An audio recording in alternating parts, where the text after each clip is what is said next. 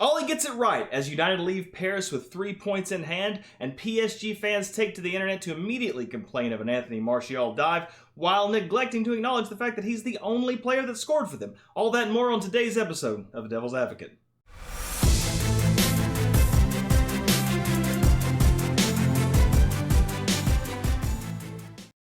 Welcome to the show. I'm Steve. This is Rhino.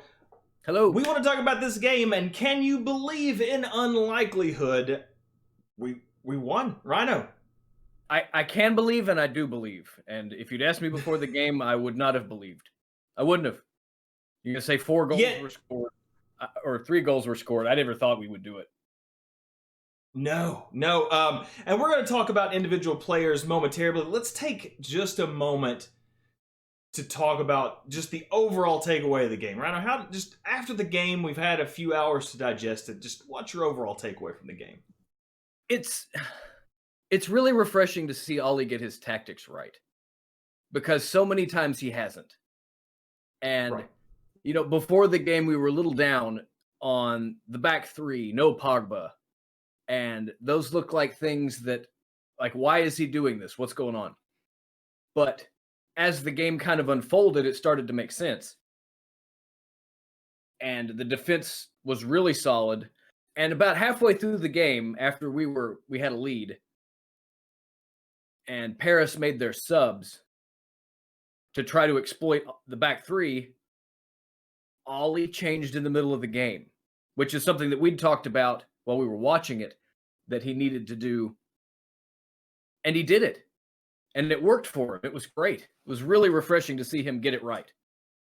Because let's take a second to appreciate. Let's take a second to just appreciate. Ole not only adapted, but Ole made a change to attack. Right. And when's the last time he's done that? Before he officially got the job. Yeah, back during the glory days when Ole was at the wheel. When he was playing the 4-3-3 and life was carefree. Right. I think overall, you can be Ole in, you can be Ole out, you can be Ole on the fence, whatever you want to be. But that showed some class as a manager. Like, that showed some adaptation, and you can't say Ole's a PE teacher after that PSG game. You cannot like him, and you can think that he's not going to take us to a title. But shut up if you're Ole's a PE teacher. Just get out here with that. He showed today that he's the boss by dropping Pogba the way he did. Right. Because nobody expected that. Right. So, and how he handled not having Maguire, because this is like the first game he's really not had Maguire since he signed Maguire.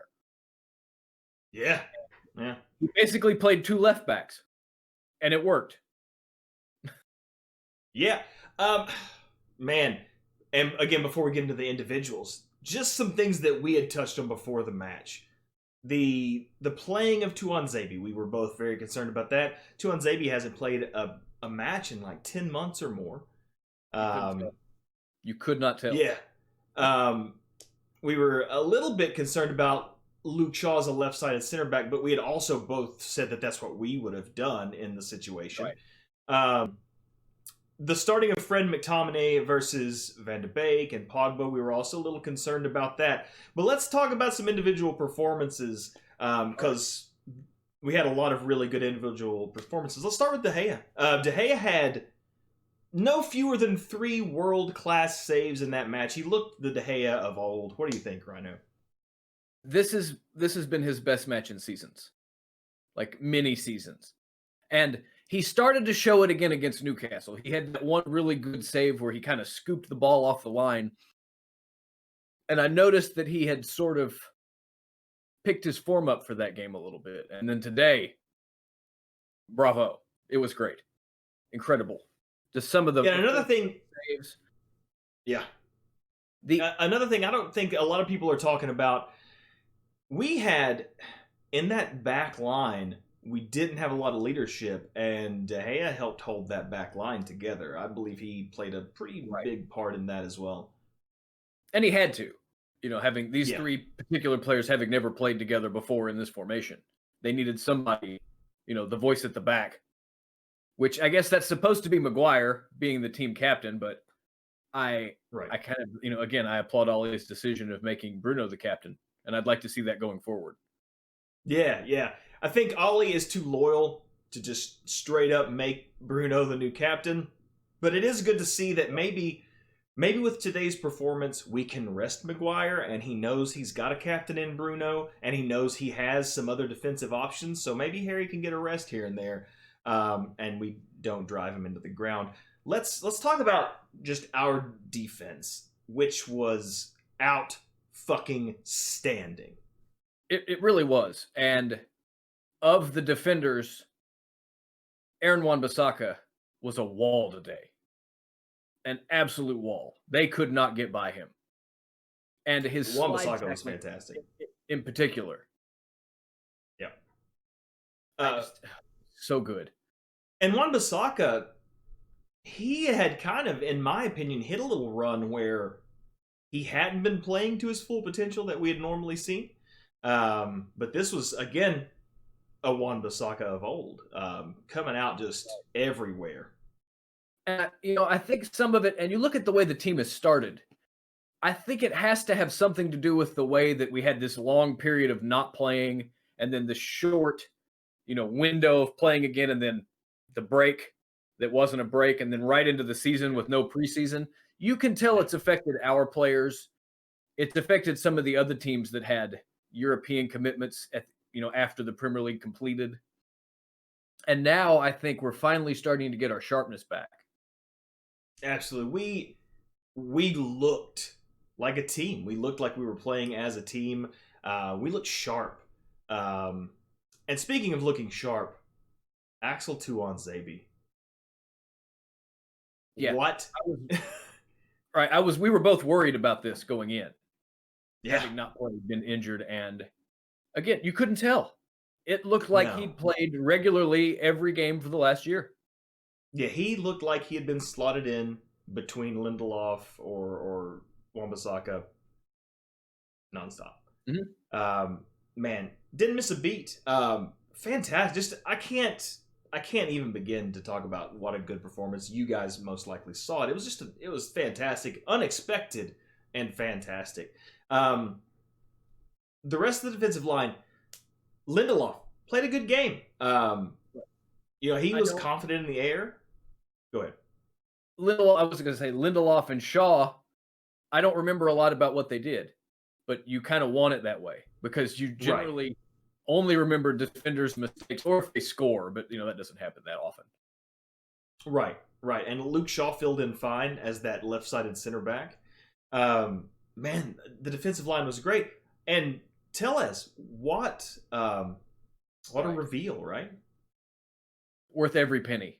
And then some. Some of those corners he played in were magisterial. We haven't had anything like that off of that side in ages. Yeah. And the accuracy of those set pieces. The miss of Maguire, I think. You put Maguire where McTominay was for a few of those, and he smashes them in. Possibly. Quite possibly. Because fantastic. The other day. Yeah, just so you can kind of see where some of this may come together for Ole in ways that we weren't necessarily expecting it to when the plans went off the rails. Right. You can't let the Glazers off the hook for a terrible transfer window.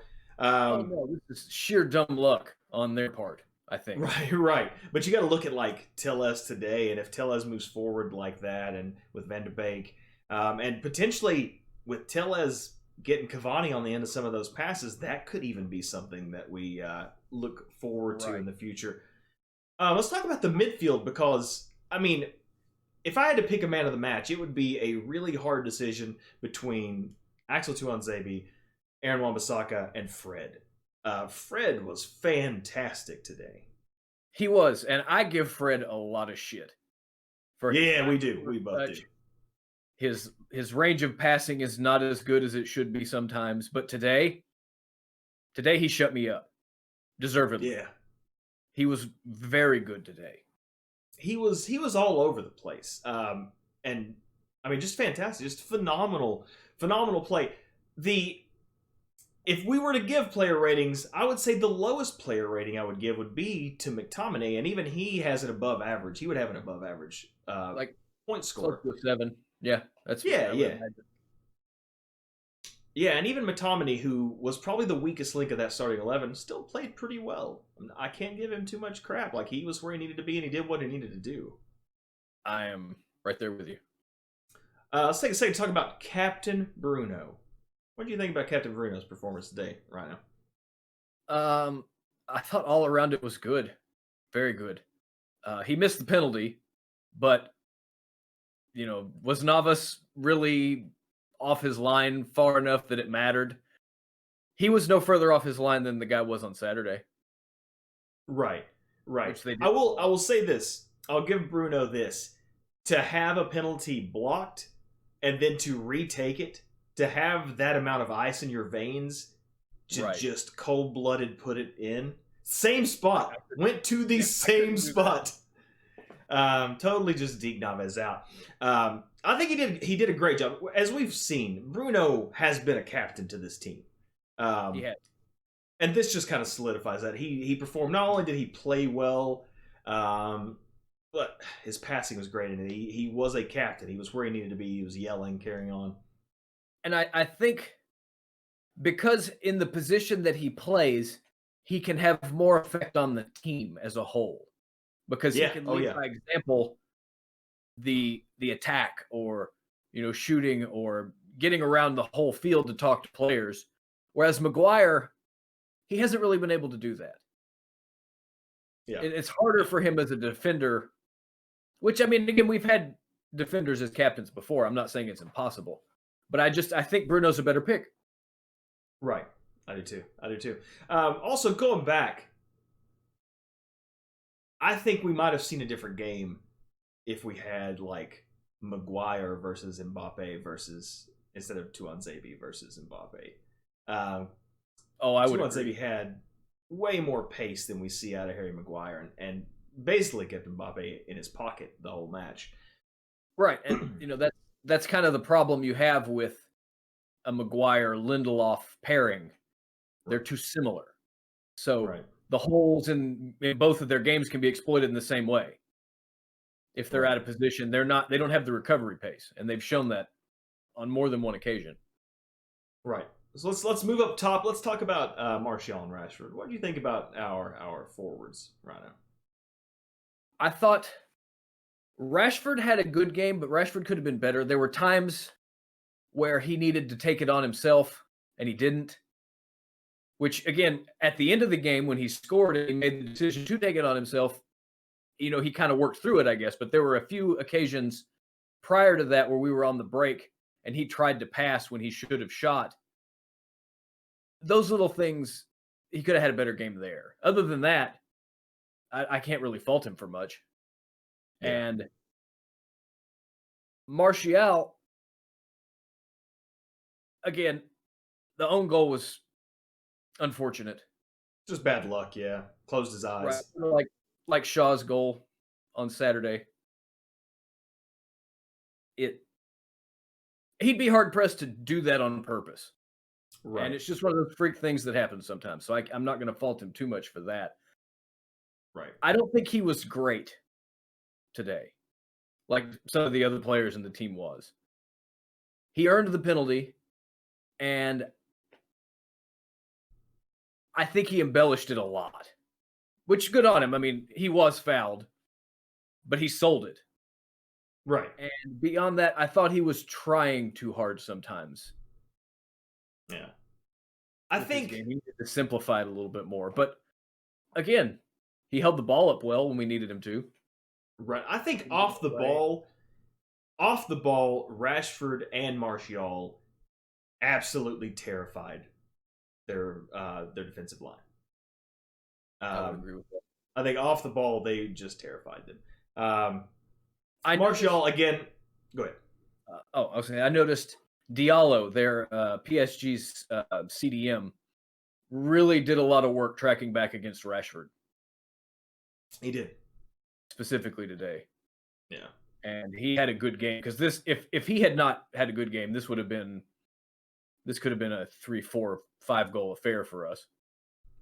Yeah, I was going to say, I think this is the most clinical we've seen United in a while. And was it a perfect performance? Was it a perfect performance? No, it wasn't. Could we have done better? Yes, we could. And I think had we done a little better, I mean, we could have won by 3 or 4. Like, we could have put some more in. But considering we're looking like we're getting back into match fitness, and I mean, for all intents and purposes, no one expected us to win this game. No, nobody did, myself included. I don't think anybody did. I don't think any top reds, any commentators, I don't think anybody picked United to win this game. And I remember when we were 1-1, I was like, yeah, we're away at PSG. Yeah, I'll take a draw. I'll take a point right here. But then Rashford did the deed and got it taken care of. And man, again, kudos to Ole for changing the formation, because when it first happened, we were like, "What's he doing right now?" And sure enough, not only changing it, but changing it again during the game. Yeah, he saw what Tuchel was trying to do and adapted to it, which is not something Ole generally does. I don't know that he's done that before. Right? No, good on him. I hope he continues. And I'm not going to jump on the Ole at the wheel bandwagon at the time. We've still got some tough games. And I am 100% of the mind that if we lose to Chelsea this weekend, all of this is erased. Right. And we're back to ground zero. You know, Chelsea worried me before the beginning of the season because of all the quality they were bringing in. But I think they made too many changes to their team too fast. And that may cost them a significant number of points at the beginning of the season. Now, granted, down the line, once everybody's had a chance to gel, maybe not. But I like our chances. Yeah, I am going into this match this weekend way more optimistic than I was. Maybe we're on a run of form. We're going to find out. And I don't necessarily hate the formation we played today against Chelsea. Yeah, usually, and let's talk about that for just a second. That is usually the most boring, terrible formation, and we have both gone on record multiple times saying that we hate it during streams. But man, we attacked with that formation today, and I think a lot of that was Tellez and Wan-Bissaka. Right. Well, Wan-Bissaka gives you that security, and it allows you to it gives you an additional overlapper on the left side, because we really have no right-hand side attack. Right. Because we don't have a dedicated right winger. Greenwood can play as a right-sided center forward, but that's a little different. Yeah. But we were able to overload today. So you could have Rashford, and then you had a Tellez overlap and a Luke Shaw overlap. And that's hard to defend, especially if you do Luke Shaw and then you draw a defender and then Tellez goes and he can whip a ball in. You play, since Martial can't play, then you play Cavani, and now you have somebody on the end if he can get there in time. Yeah. So it's interesting. I'll say that. I'm excited to see it. I am also. I'm very excited to see what we do at the weekend. Leaving it off for you guys. Leave a comment down below. Who was your player of the match? Who's your man of the match? We will be back. Is it Saturday? Saturday game? I'm not sure. Oh, terrible. Didn't do my homework. I'm going to do it right now during the video. Do it. Because I'm that kind of fucking professional. It is Saturday. Saturday, Ryan and I will be live streaming. Watch along on Twitch. All of the things will be in the description down below. Thank you guys so much for tuning in. Rhino, any last words? Subscribe. Yeah, hit the like button and subscribe. Yeah, do all those things for us. Write those on his tombstone. You did. Those are his last words. All right. Everybody take care. We'll see you next time. Bye, everybody.